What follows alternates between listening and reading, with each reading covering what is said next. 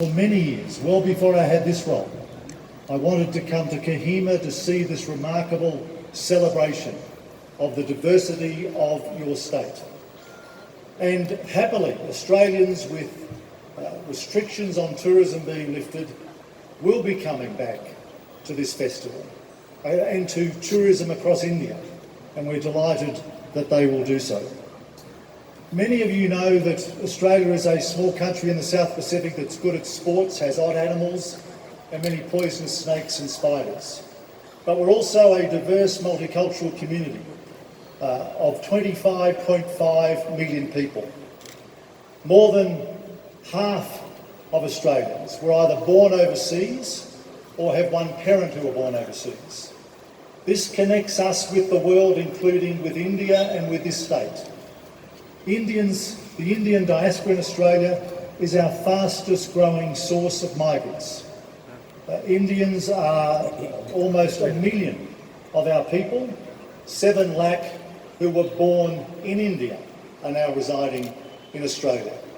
And that's bringing us together in so many ways, including strategically across our neighbourhood, whether together through the Quad or with other partners.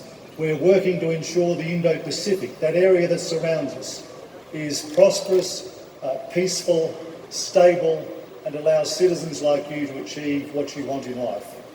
But there's another reason why I'm pleased to be here tonight, because this is a celebration of tribal diversity in this country.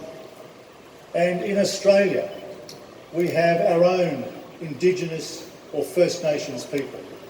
They've had a continuous connection to my country, the land upon which I was born, for 60,000 years. And increasingly the Australian government is seeking to ensure that their voice, their perspective, is not just heard within Australian decision making, but is also brought to the world. We know that tribal law, tribal practice and tribal antecedents can help us with problems today. We know that tribal peoples manage their economies and environments better than perhaps many of us have over the past couple of 100 years. So I'm pleased to be here for all those reasons. Firstly, that we're celebrating diversity, something that Australia cherishes, something that's evident in India, and something that people from all around the world come to see here at the Hornbill Festival. Secondly, I'm celebrating the increasing connections between Australia and India. And thirdly, of course, there's no better way to connect than through trade deals.